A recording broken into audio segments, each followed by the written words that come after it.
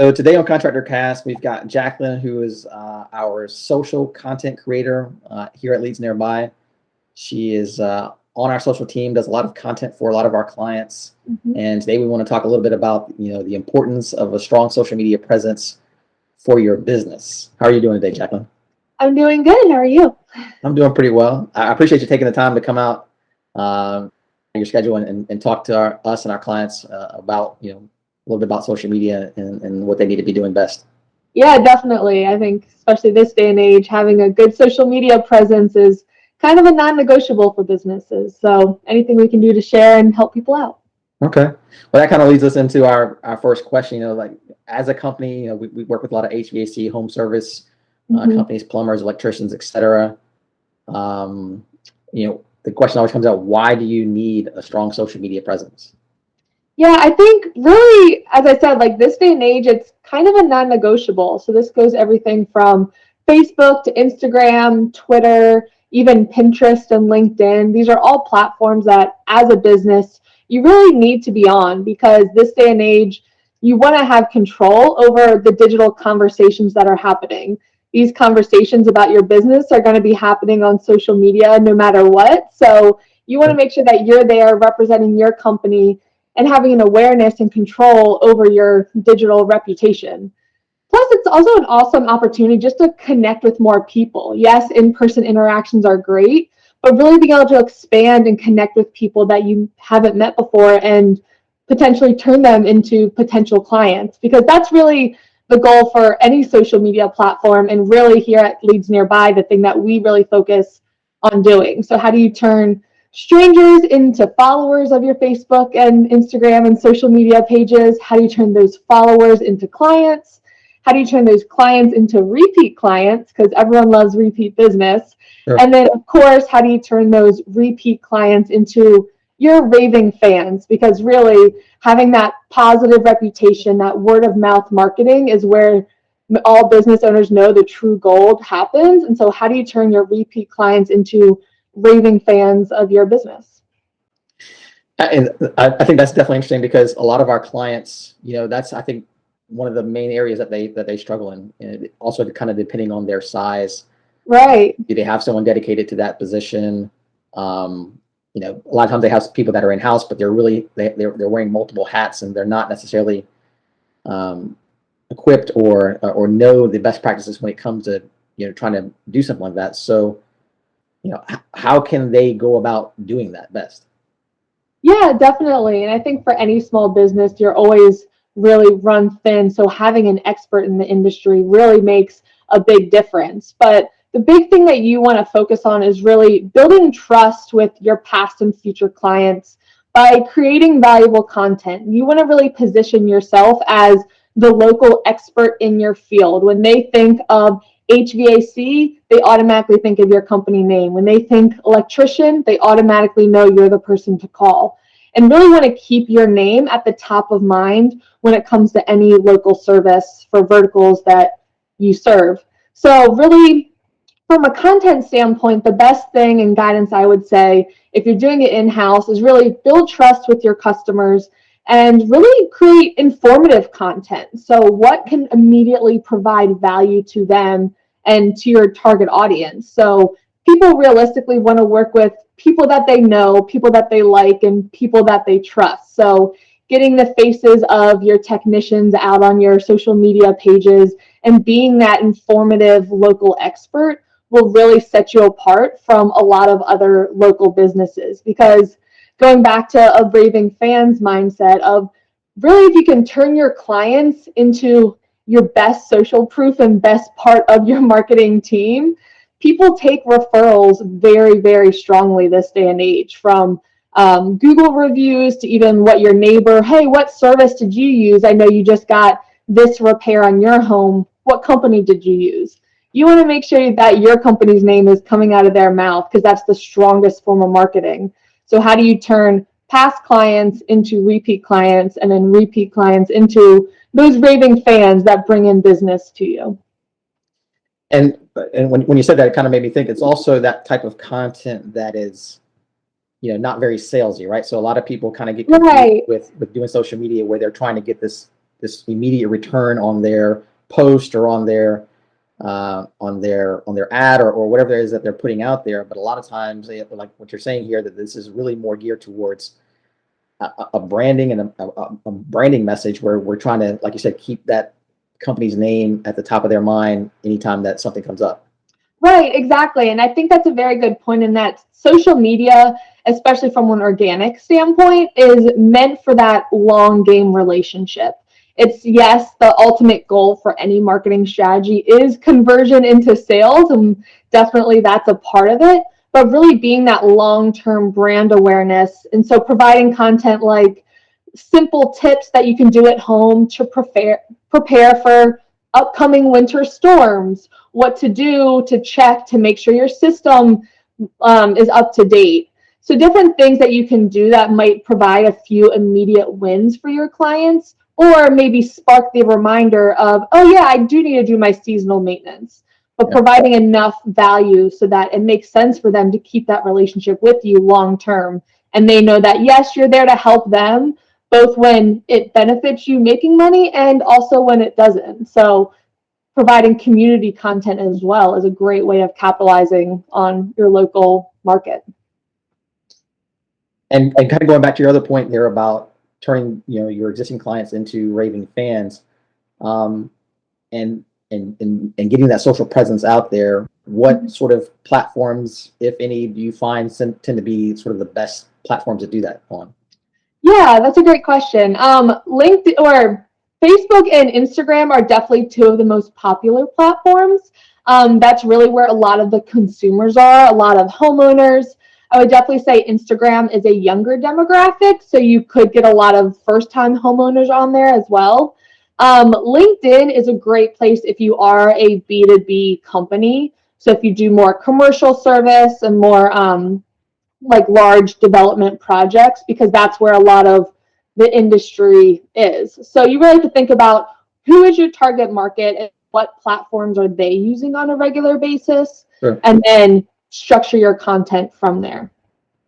Yeah, because I know that even just for myself, like I use a lot of, or my wife at least, she uses a lot of that of Nextdoor, right? So that sort of referral system, like you were talking about, people giving referrals, trying to figure out what they're using or who they're using.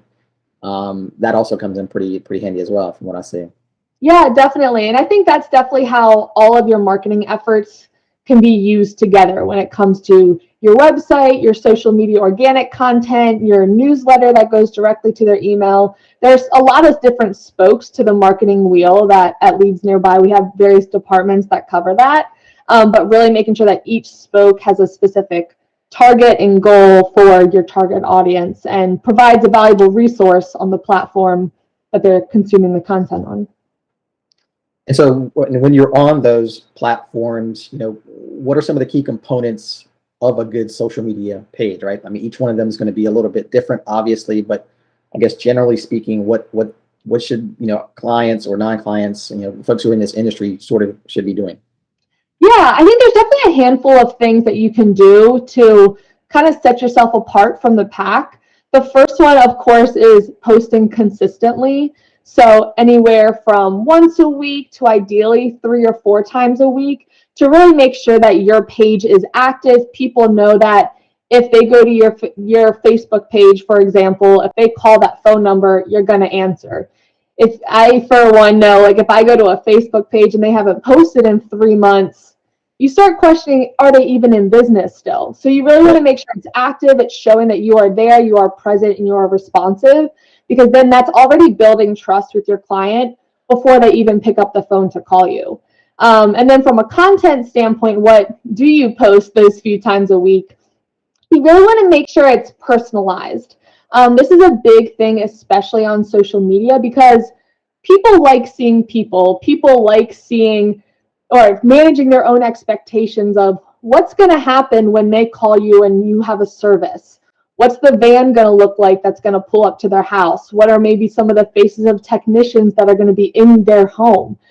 So that's a great way that you can build trust with your client, even before they call you, even before you perform a service with them, because you're already managing their expectations that your team is professional, that this is what is going to happen. And it's reassuring them that they can trust you during the whole process. So creating personalized content, photos of your van around local monuments, around the house, or around different clients' homes, and really having content that no one else could really post. And I think that's the biggest thing, is creating content that they can't mistake for a different HVAC company. It uses your brand colors, it uses your brand messaging, and so they know without a doubt this is your company. And for that reason, it'll become more memorable too. That's another huge thing when making organic content, because it is a long game. Because it might not necessarily mean they see the organic social media posts and then call you right away. They might see it, keep scrolling, and then a week later something happens in their home and they say, what was that company I saw? Right. You want it to be memorable. You want it to be top of mind, and not have them go digging for that information and accidentally find one of your competitors, because that is what most companies is their biggest fear. Absolutely. Yeah. Another thing, and especially in terms of like providing value and being that immediate resource for people and positioning yourself as the expert, a great thing to do is try to make some shareable content, like 5 tips on how to prep your home for the winter, for example, or 5 local events to attend this summer. Different things that people would want to share on their own Facebook pages. Maybe they can share them into local groups or share it with a friend. So really positioning yourself and giving valuable, actionable content to your target audience. So again, that just builds your audience even more as they share it to all their friends. And with that, I think that also helps position and shows what you value as a company.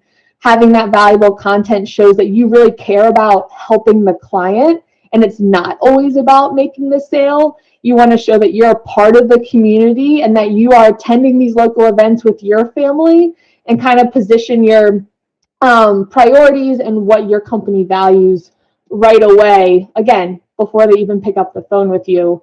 Because ultimately, those kinds of things are what ultimately will provide you with good leads. You're building all this trust and relationship with your audience before they even interact with you. And that ultimately is what is going to lead to those leads that you want for your company. Creating that personalized and memorable, shareable content, you really got to put some thought into, how to get that out there, or that exact messaging that you want to do. And it's not just sort of this, throw things onto the wall and see what sticks. Like, you really should come at it with much more of a plan than what you may be used to doing to get the best effect out of it. Right, exactly. And I think that's one thing to a very successful social media strategy is, in fact, having a strategy, having a set plan, whether monthly or especially quarterly, of what are your top priorities and how are you going to focus on those with your social content, but plan it strategically so it's not constantly asking for a sale every single day. How are you going to build relationship and build your brand and be a resource and make sales all at the same time, which can be very overwhelming, which is why at LeadsNearby, having the social experts, that's one thing that we really assist our clients in doing on their social presence, so they don't have to worry about it. So what are you guys doing, or what can companies do right now to improve their social media? Definitely the first step, I feel like, with any social media strategy is really establishing where you are right now. Yes, you can have the goal of where you want to go, but in order to take action on it, you have to establish where you are now to figure out what those action steps are moving forward. So the biggest thing that I would suggest for companies right now, if they wanted one thing to just improve their social media today, would be to set aside time and just sit down and do a social media audit. So kind of look at your social media platforms very objectively, as if this weren't your company, and figure out what would your first impressions of this profile be. Kind of give yourself your own review. So with the visuals, kind of asking yourself, do I understand the visual branding of this company, or could another company have used this image? And if so, then maybe you need to focus on more personalized content or a more clear message. And when it comes to messaging, really asking yourself, like, is this post in line with our company mission and vision? Making sure that everything is cohesive so they don't start on your Facebook page and then maybe they do click over to your website, but they have completely different aesthetics, feel totally different. The messaging is different to where they might think, oh, is this the right website? I thought I was agreeing to this and I got that, or vice versa. Maybe they are on your website and go to your Facebook page and the aesthetic and the messaging is totally different. So you want it to be cohesive and really do an audit of your pages to see what are those first impressions, because anything that jumps out to you when you're doing the audit is probably also jumping out to your audience. And those are the things that you can immediately start taking action on. I think that's a great opportunity for them to really kind of get into their social media, taking a look, like you said, and then seeing from their own perspective. And I think that's sometimes that's one of the hardest things to do, is to really sort of have that, like you said, that objective look at it. And maybe they even get some help, from within their office to have different people take a look at it and get an outside review, maybe even. But definitely a good thing for them to sort of start off doing right away. Right, exactly. Because ultimately, like with social media platforms, you want to have a strong presence that reflects who you are as a company so that you also can be in control of your messaging and your reputation.